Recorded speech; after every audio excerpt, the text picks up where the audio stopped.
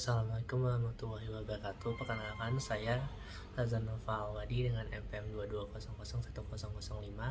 Kali ini saya akan membuat video history talking dan pemeriksaan fisik pada sistem kardiovaskular.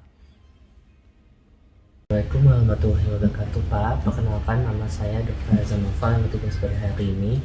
Sebelumnya saya ingin menanyakan dulu identitasnya, namanya siapa? Junedi, Usianya berapa, Pak? 45 tahun, Untuk alamatnya di mana, Pak? di Bandung. Lalu untuk pendidikan terakhir Bapak apa, Pak? S1, Untuk pekerjaan sehari-hari apa, Pak? jadi guru. Oh, guru ya, Pak ya. Lalu Bapak datang ke sini dengan keluhan keluhan apa, Pak? Ini sesak nyeri dada. Sesak sama nyeri dada ya, Pak ya. Lalu itu ada rasa berdebar sama pernah pingsan nggak, Pak? Enggak, Enggak ya. Itu untuk nyeri dada dan sesaknya itu sudah berapa lama, Pak? sejak 4 hari yang lalu. 4 hari lalu ya, Pak ya. Untuk lokasinya bagaimana, Pak? Di kanan atau di kiri? Bagian dada kanan. Bagian dada kanan ya. Untuk tadi kan durasinya tuh sudah berapa lama untuk nyeri dadanya, Pak? 3 atau 5 menit. 3 sampai 5 menit ya. Untuk 3 sampai 5 menitnya itu gimana? Apakah keluhannya itu kayak hilang timbul atau berlangsung sepanjang hari atau kadang-kadang gitu, Pak? Hilang timbul terus juga jadinya kadang-kadang dan sangat mengganggu aktivitas. Sangat mengganggu aktivitas ya, Pak ya. Lalu ada nggak, menurut Bapak ada nggak sih, Pak, faktor yang bisa memperberat keluhan Bapak ini muncul gitu, Pak? Enggak ada. Nggak ada ya, Pak ya. Kalau untuk saya ingin menanyakan juga untuk memastikan apakah nanti nyeri Bapak yang Bapak rasakan itu apakah hanya sampai ke lengan, ulu hati atau bahkan sampai ke punggung gitu, Pak? Nyerinya tuh menjalar sampai ke lengan bagian atas. Lengan bagian atas saja ya, Pak ya. Untuk keluhan ini apakah Bapak pertama kali atau sebelumnya pernah merasakan keluhan yang sama seperti ini, Pak? Kondisinya tuh berulang kali dan bukan pertama kali, sebelumnya juga pernah. Oh, sebelumnya pernah ya, Pak ya. Untuk presentasi yang saya berikan ketika nyeri Bapak ini dari 0 sampai 10 itu berapa, Pak? Kira-kira angkanya, Pak? 10. 10 ya. Baik, Pak. Saya akan menanyakan keluhan lain ya, Pak ya. Nah, apakah Bapak tuh kalau tengah malam itu suka merasa sesak, Pak, saat tidur? Kadang-kadang. Kadang-kadang ya, Pak ya. Untuk posisi tidur apakah ada sesak juga, Pak? Tidak ada. Untuk rasa sesaknya ini apakah di aktivitas ringan, berat atau sedang, Pak? Saat aktivitas ringan sudah timbul sesak itu. Oh, aktivitas ringan sudah timbul sesak ya. Apakah adanya bengkak di kedua tungkai atau di seluruh badan, Pak? Iya ada. Apakah Bapak merasa mudah lelah? Iya merasa mudah lelah dan ada rasa berdebar. Ada rasa berdebar juga ya, Pak ya. Apakah Bapak disertai batuk serta adanya bunyi tambahan gitu, Pak? Tidak ada. Tidak ada ya. Untuk dada apakah terasa panas juga, Pak? Kadang ada. Kadang ada ya, Pak ya. Untuk buang air besar nih, Pak ya. Apakah adanya sedikit gitu, Pak? Tidak. Tidak ya. Untuk yang Bapak keluhkan apakah ada keringat dingin atau adanya mual muntah gitu, Pak? Tidak ada. Untuk adanya sesak atau dada terasa panas gitu, Pak? Kadang ada. Kadang ada. Untuk apa itunya, Pak? Sesak atau dada yang terasa panasnya? Iya.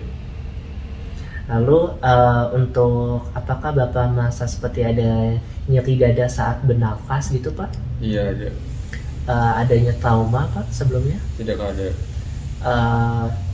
Lalu apakah Bapak itu sesaknya itu sebelum saat aktivitas atau saat istirahat gitu, Pak? Untuk sesaknya? Tidak. Tidak. Tidak ya. Apakah Bapak mengalami pusing serta kepalanya tuh terasa berputar seperti mau pingsan gitu, Pak? Tidak. Lalu saya ingin menanyakan juga, Pak, untuk Bapak, apakah Bapak itu merokok, Pak? Iya saya sering merokok.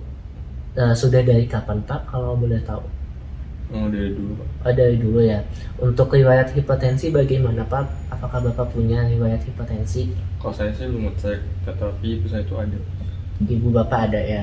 Untuk dislipidemia apakah bapak punya pak? Tidak. Untuk gaya hidupnya bagaimana pak? Dari dulu saya sering merokok. Oh, dari dulu sering merokok. Apakah bapak memiliki diabetes pak? Tidak ada.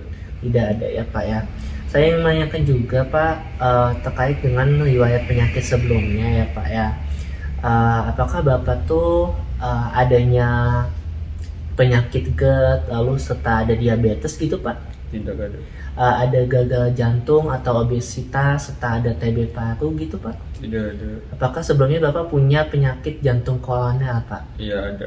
Ada ya pak ya. Untuk riwayat keluarga bagaimana pak? Apakah sebelumnya di keluarga bapak ini ada kematian yang mendadak seperti yang diakibatkan adanya penyakit jantung gitu pak kematiannya? Ada. Paman saya pernah saat dia usia 30-an. 30-an ya pak ya. Baik, lalu selanjutnya saya menanyakan juga pak untuk riwayat pengobatan. Apakah bapak itu sebelumnya pernah untuk berobat ke rumah sakit gitu pak? Belum pernah berobat, tetapi itu cuma minum obat anti nyeri dari apotek. Oh, minum obat nyeri. Nah, untuk bapak setelah minum obat nyeri, apakah bapak tuh merasa mendingan gitu pak rasa nyerinya? Setelah minum obat tuh nyerinya hilang, tetapi rasa nyerinya tuh timbul lagi. Oh, timbul lagi ya pak ya. Sebelumnya saya menanyakan juga pak, apakah bapak punya riwayat asma atau alergi gitu pak? Tidak ada. Baik Pak, jadi selanjutnya itu adalah kita akan lakukan pemeriksaan fisik ya Pak ya, dimana pemeriksaan fisik ini nantinya mungkin sedikit tidak nyaman karena nantinya Bapak akan membuka baju. Apakah Bapak setuju untuk dilakukan pemeriksaan ini Pak? Bersedia melakukan pemeriksaan saya. Lalu silakan untuk berbaring ke meja pemeriksaan ya Pak ya. Oke, saya akan berbaring ke meja pemeriksaan. Baik, lalu selanjutnya itu adalah saya akan mencuci tangan dan memakai hand glove sesuai dengan 5 langkah menurut WHO. Lalu kemudian selanjutnya itu adalah kita lihat dari tingkat kesadaran pasien, apakah somnolen atau sopel atau koma. Di sini pasien tampak sadar. Lalu kemudian kita selanjutnya itu adalah kita lihat apakah pasien tersebut sakit ringan, sedang atau berat. Di sini pasiennya itu masih ada sakit ringan. Sakit sedang karena tadi pasiennya mengeluhkan adanya rasa nyeri. Lalu kemudian selanjutnya itu adalah kita minta pasien untuk tidur terlentang dan tidur dengan satu bantal atau setengah duduk. Lalu kemudian selanjutnya itu adalah kita cek tekanan, tanda-tanda vital, tekanan darah, nadi dan respirasi serta suhu.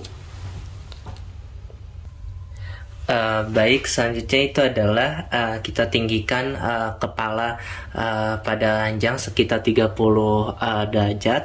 Lalu kemudian minta pasien untuk menengok ke kanan, nengok ya Pak ya. Lalu kemudian kita gunakan lampu senter dari arah miring untuk melihat bayangan dari vena jugularisnya. Ini kita lihat.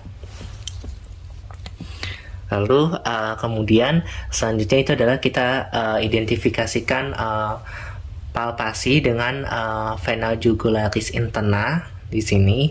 Lalu kemudian apabila tidak dapat menemukan palpasi vena jugularis interna, dapat mencari ke jugularis yang eksterna yang di sini. Lalu kemudian selanjutnya itu adalah temukan titik palpasi yang tertinggi pada vena jugularis di sini. Lalu kemudian selanjutnya itu adalah kita antarkan rentangkan penggaris secara horizontal dari titik denyut dan penggaris satunya lagi itu adalah secara vertikal.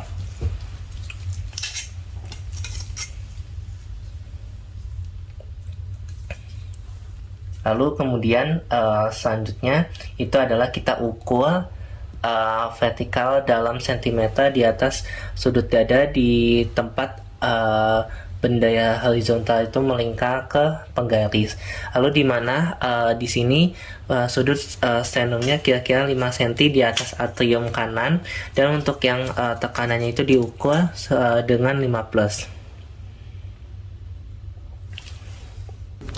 Lalu selanjutnya itu adalah kita kita tepatkan pasien masih sama dengan sudut 30 derajat. Lalu kemudian selanjutnya itu adalah kita letakkan jari telunjuk dan jari tengah kiri, atau bisa juga menggunakan ibu jari, yang dimana nantinya akan diletakkan di kartisnya di bagian sepertiga bawah leher di sini. Lalu kemudian kita tekan ke posterior dan rasakan denyutnya. Lalu kemudian selama palpasi ini kita nilai amplitudo dan ada tidaknya getaran atau tris, dan kita lakukan juga pada yang sebelahnya. Lalu kemudian selanjutnya itu adalah kita dengarkan arteri karotis dengan stetoskop bagian diafragma. Apakah adanya suara dari arteri karotisnya atau tidak? Kita letakkan di sini. Di sini terdapat suara dari denyut nadi karotisnya. Baik, lalu selanjutnya itu adalah pemeriksaan pada arteri brachialis, yang dimana minta lengan pasien untuk diistirahatkan, lalu kemudian dengan sikunya itu diluruskan seperti ini, lalu kemudian telapak tangannya itu menghadap ke atas seperti ini. Lalu kemudian selanjutnya itu adalah kita gunakan jari telunjuk dan jari tengah, atau bisa menggunakan ibu jari untuk merasakan denyut nadi di medial tendon bicep di bagian sini.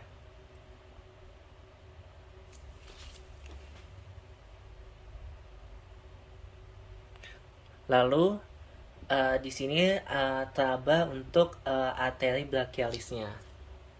Kemudian selanjutnya itu adalah kita lakukan inspeksi pada bagian dada pasien, di mana di sini kita lihat pada letus cordisnya apakah nantinya terlihat atau tidak.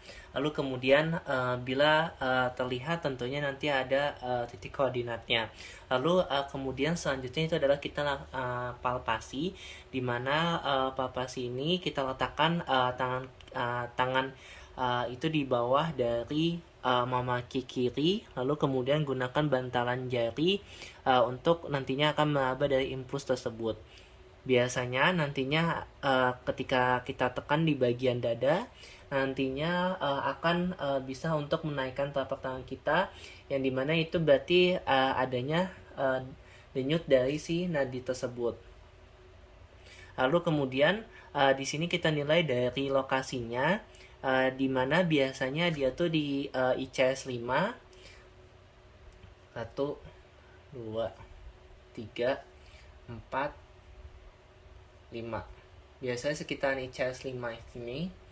Lalu kemudian di ICS 5 mid clavicula, dan untuk diameternya itu biasanya pada posisi yang terlentang, biasanya diameternya itu adalah kurang dari 2,5 cm.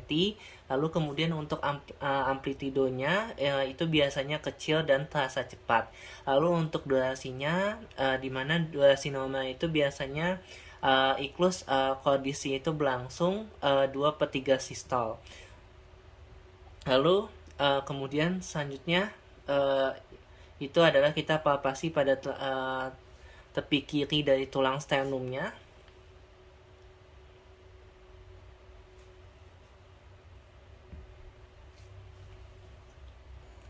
Lalu kemudian selanjutnya itu adalah perkusi, yang dimana yang pertama itu adalah dari batas kanan terlebih dahulu, dimana batas ini adalah nantinya menentukan batas antara paruh hati, nantinya naik ke 1 sela iga, nantinya akan perkusi dari medial sampai nantinya ditemukan sonor atau redup.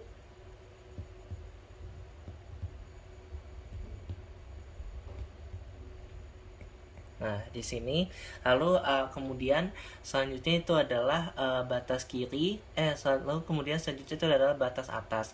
Nah, dari batas atas itu nantinya adalah perkusi sepanjang linear pada sternalis kiri sampai ditemukan padanya perubahan dari sonor nantinya ke redup.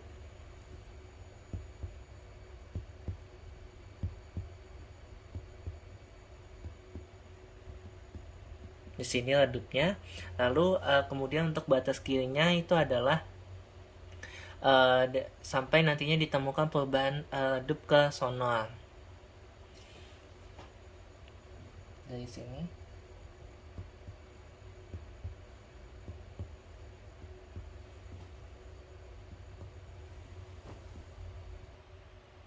Lalu kemudian selanjutnya itu adalah auskultasi bunyi jantung, yang dimana nantinya stetoskop itu akan diletakkan di bagian apex dari katup mitral di sekitar ICS 3.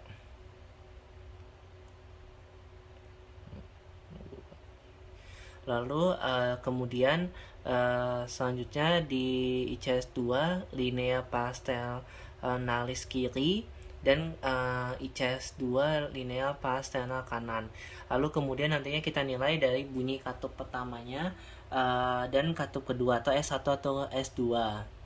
Nah, di mana nantinya ada bunyi tambahan di S3 dan di S4 jika misalnya ditemukan mual-mual. Untuk yang ini yang pertama kita letakkan di bagian tengah.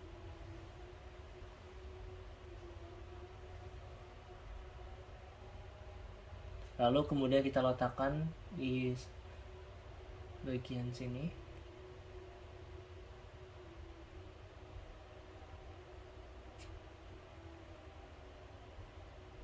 Yang dimana nantinya bunyi jantung pada S1 itu akan lebih dalam dan panjang dibandingkan bunyi jantung yang kedua.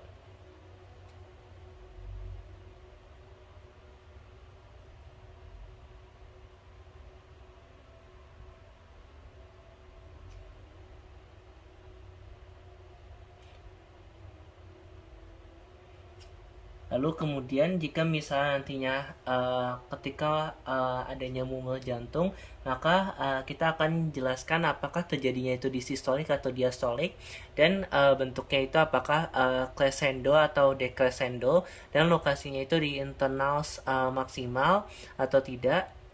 Dan kita jelaskan juga penjalanan dan penyebarannya serta intensitasnya. Lalu kemudian selanjutnya itu adalah kita lakukan pemeriksaan ekstremitasnya, apakah terdapat edema atau tidak. Di sini pasiennya tidak ditemukan edema. Lalu sudah selesai untuk pemeriksaannya. Wassalamualaikum warahmatullahi wabarakatuh.